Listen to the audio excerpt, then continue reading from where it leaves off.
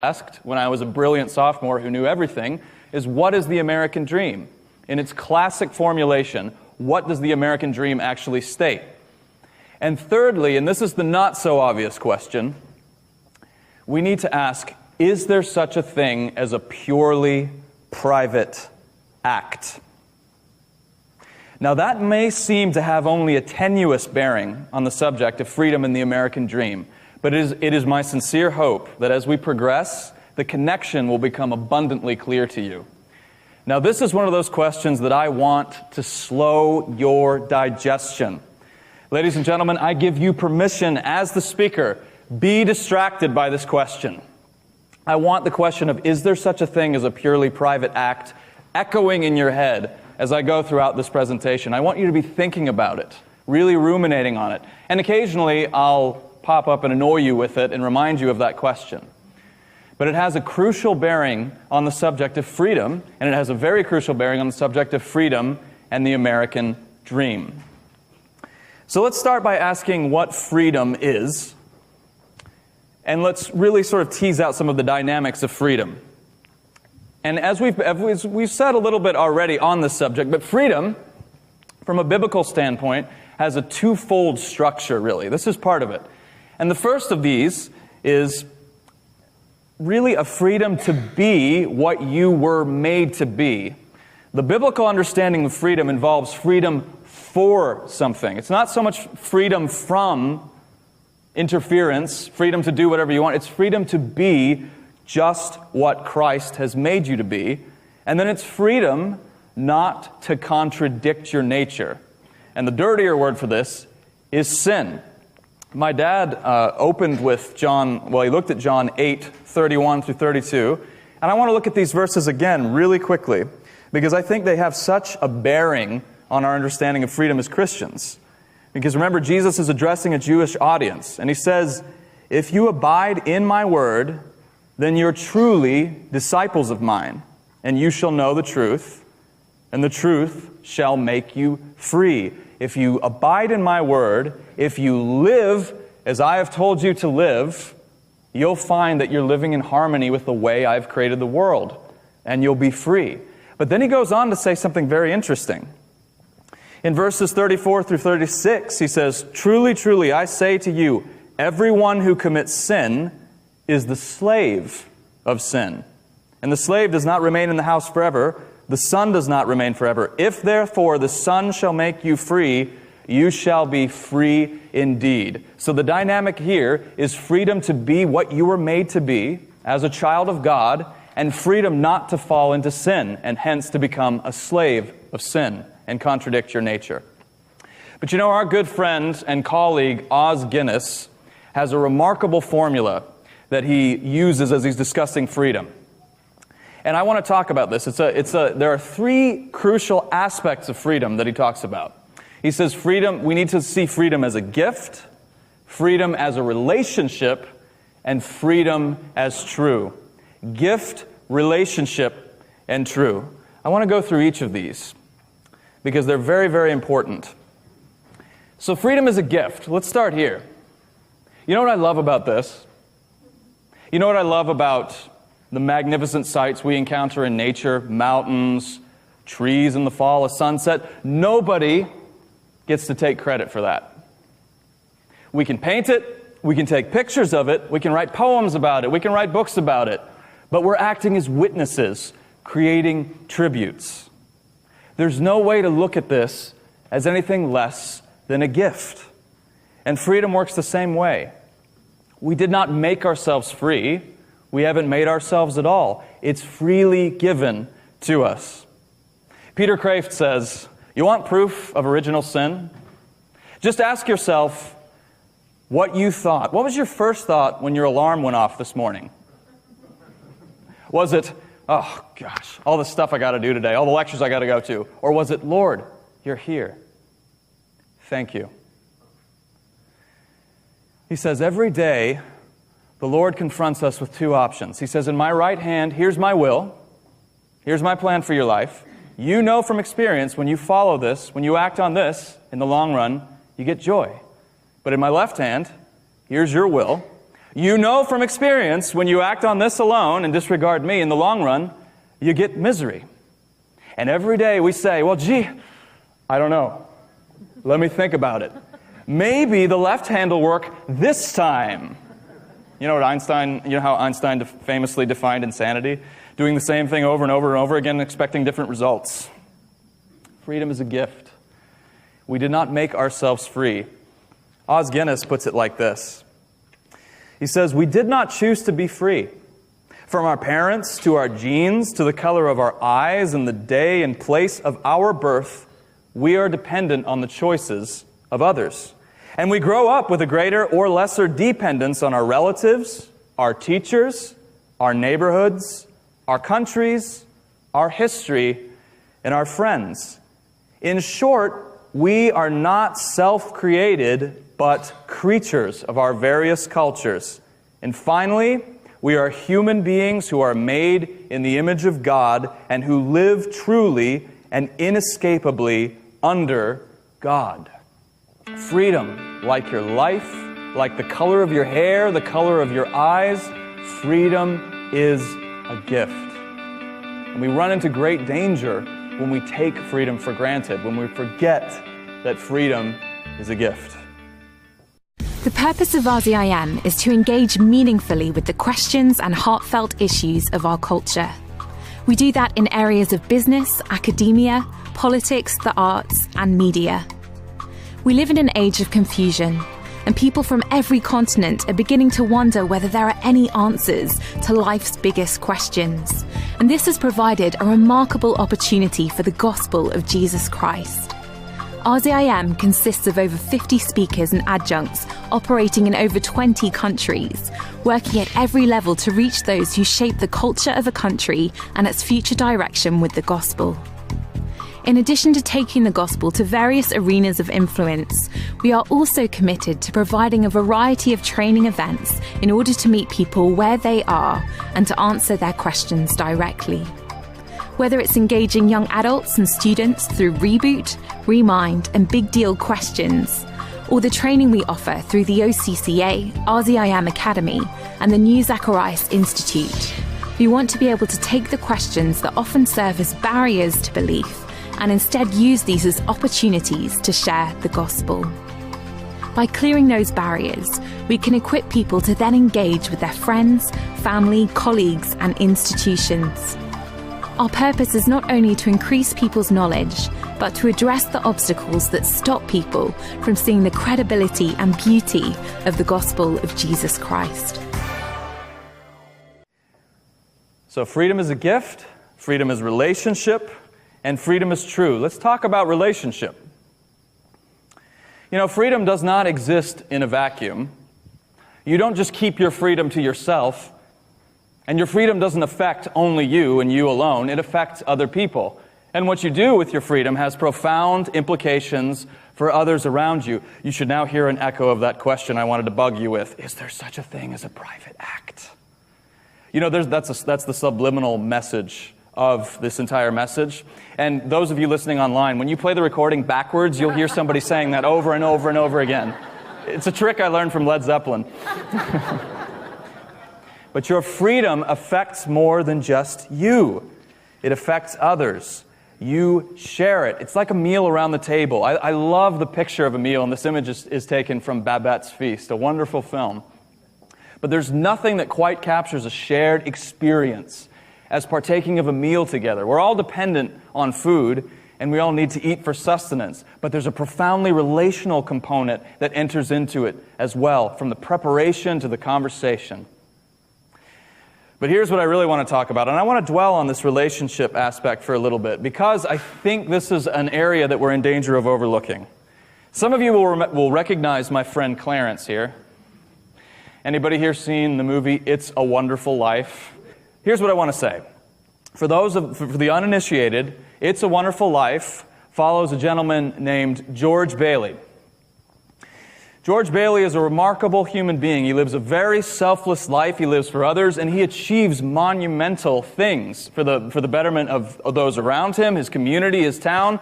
But through circumstances that I won't go into here, he comes to a real point of despondency and despair. And he finds himself right on the brink. And he's ready to take his own life because he's really about to lose hope.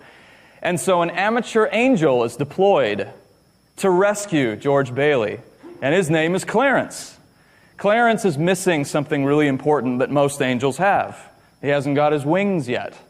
And he figures if he can go here to Earth and save George Bailey, he might just be able to earn those wings of his. But something really interesting happens between George Bailey and Clarence, the angel. At one point, George Bailey finally just says, "I wish I were never born." And a light bulb goes on for Clarence. And he says, "All right, you were never born." And suddenly, just like that, they are in a George Bailey-less world. And oh, how profoundly that world is altered.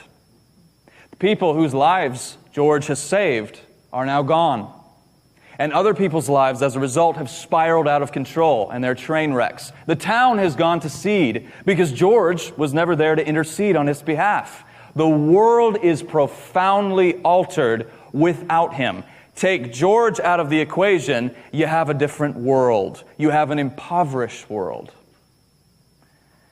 I look out over this audience, and there are many of you here today. Some of you have saved other people's lives. Some of you have had your lives saved by others. I think it's an interesting philosophical exercise to entertain what Clarence has done. Just imagine you didn't exist. What would happen to the world if we subtracted you from the general population? Who would suffer? What would be lost? How profoundly the world would be altered. Because you know what? What you do has profound implications for others. You make a difference. You do not exist by accident. If you were taken from this world, we would suffer. Freedom is relationship. It's not something that happens in a vacuum.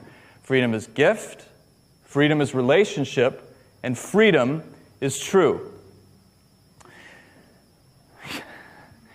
Os Guinness says that freedom has to work within a framework of truth and virtue. What does that mean? Framework of truth and virtue. Does that mean that we're living in a world that's set up like a Sunday school class where everything is very proper and there's a certain etiquette that governs things? Well, it means that the world is made in a certain way. Have you noticed that there are certain laws of nature?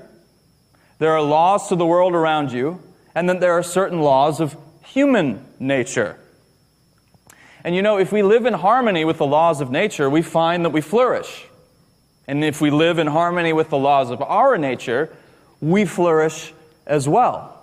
But if we transgress those laws, if we try to act in a way that we are not designed, we find that freedom is diminished. If we train all of our efforts on the natural world, and we run roughshod over the natural world with no regard for the way the world actually functions, we end up plundering the world, and we end up diminishing freedom, and we end up shortening and lessening our possibilities. And likewise, when we try to transgress our own boundaries, we find that freedom is actually diminished. We human beings are odd creatures, aren't we? Walker Percy says that of all the animals on the planet, human beings are the only ones who continually want to violate and contradict their own nature. He talks about in a wolf pack, if all the other wolves stop howling and there's just the one wolf howling, the one wolf howling doesn't get stage fright. But we do. Why do I have stage fright right now? We're such odd creatures. And we're made in a very specific way. I often ask myself, why is there this peculiar resonance with zombies right now? Has anybody noticed that they've infiltrated just about every conceivable facet of our culture? From television shows to movies. Now not even Jane Austen is safe, by the way. Now you have Pride and Prejudice and zombies, Wuthering Heights and zombies. Why? I'll confess, I've always been a scary story fan, but I've never had any room in my heart for zombies. But I asked myself, what is this peculiar resonance? Why do these undead fiends keep showing up? There's something we find relatable here. And here's what I thought about. What is a zombie? A zombie is a slave to its body. A zombie is a slave to its own urges and appetites. In fact, you might say that a zombie is just a blind, walking appetite. A true picture of a mindless consumer. In our world of boredom, overstimulation, and excess, zombies just might be one of our most potent nightmares. They're here because we recognize them. Isn't it sad and isn't it ironic that often in the pursuit of unfettered freedom, when we want to do whatever we want to do, we often end up losing freedom in the process? What happens to a person who discards all limits? Who has sex without limits, takes drugs without limits, alcohol without limits? What began as a pursuit of freedom so often ends in bondage, so often ends in slavery and the lifeless steps of a zombie. But freedom has to exist within a framework of truth and virtue. John Dixon was talking about this morning, because the Lord created the world not out of any need, but as a gift from His own triune nature. And it's made in a very specific way. And if we live according to the way the world is made, we flourish. If we transgress it, we find ourselves embroiled in all sorts of slavery, all sorts of addictions. Os Guinness has a very telling quote about this. He says, "An endless proliferation of trivial, unworthy choices is not freedom, but slavery by another name." Freedom is not choice so much as right choice, good choice, and wise choice. When everything is permissible, no one is truly free. So it's ironic, but not accidental, that millions in the land of the free are in recovery groups from one addiction or another. Freedom as gift, freedom as relationship, and freedom as true. When these three are harmonized and kept in balance, we do well. I'll come back to them as we move on. So we've talked a little bit about freedom and the dynamic of freedom, and now we come finally to the million-dollar question. What is the American dream? Let's have a look at the American dream as it was classically articulated by James Truslow Adams in his book, The Epic of America. He says, "The American dream is that dream of a land in which life should be better and richer and fuller for you, for me, no, for everyone, with opportunity for each according to ability or achievement. It's a difficult dream for the European upper classes to interpret adequately, and too many of us ourselves have grown weary and mistrustful of it. It's not a dream of motor cars and high wages merely, but a dream of a social order in which each man and each woman shall be able to attain to the fullest stature of which they are innately capable and be recognized by others for what they are, regardless of the fortuitous circumstances of birth or position." This is a remarkable statement. And now we come to, and you'll notice, John Dixon opened with this caveat, and I should have opened with this caveat as well. There's a minimal correspondence between what I'm saying up here and my notes as well. I tend to rove freely. I don't know, maybe I'm in heart more of an Australian, more of a convict mentality myself. But I want to explain this quick breakdown, because I've broken the American dream into three cutesy phases, but I think they'll help us to conceptualize what's happening. Because what you have here, you begin with what I'm calling country. And country involves a generous vision for everybody. This American dream is targeted at every one of us. It's a vision of the common good. It's a vision for everyone. But what's happening to the American dream, it's undergoing some changes, if you may have noticed. And even this statement right here doesn't really line up so well with the current climate of our culture. It's shrinking. It's getting smaller. That's the principal change that's happening to the American dream. So you begin with the country The second phase is what I'm calling the neighborhood. Neighborhood's a very parochial, kind, and gentle word for it. You could also use words like culture wars, politics, but neighborhood phase happens when we start to retreat into our respective camps. There's shared values, but it gets smaller, and I'll go into each of these. And the final phase, I'm just calling the house. And this is when the American dream gets shrunk down to such a small size, it just focuses on you, yourself, and me, myself, and I. It's just an individual vision that includes no vision for the common good. So let's begin by looking at the initial aims of the American dream, when it was at first a generous vision. You know, there are three notable features about the American dream as it was articulated by James Truslow Adams, and I want to look at these. The first thing that it does is it's a positive depiction of freedom. This depiction of freedom actually accords quite well and lines up quite well with what we were talking about as the biblical understanding of freedom. It's not freedom from, it includes that, but it's not just freedom from, it's freedom to be. It's freedom to realize your talents in a social order that promotes those talents. In the words of James Truslow Adams, it's a dream of a social order in which man and each woman shall be able to attain to the fullest stature of which they are innately capable, so they can really flourish, come into your own. This assumes that your existence serves a purpose, and it also assumes that your existence enriches the culture in which you are. So the first notable feature of the American dream is that it's a positive depiction of freedom. This is not just freedom from, it's freedom for, freedom to be. The second notable feature is that it harmonizes the individual and society.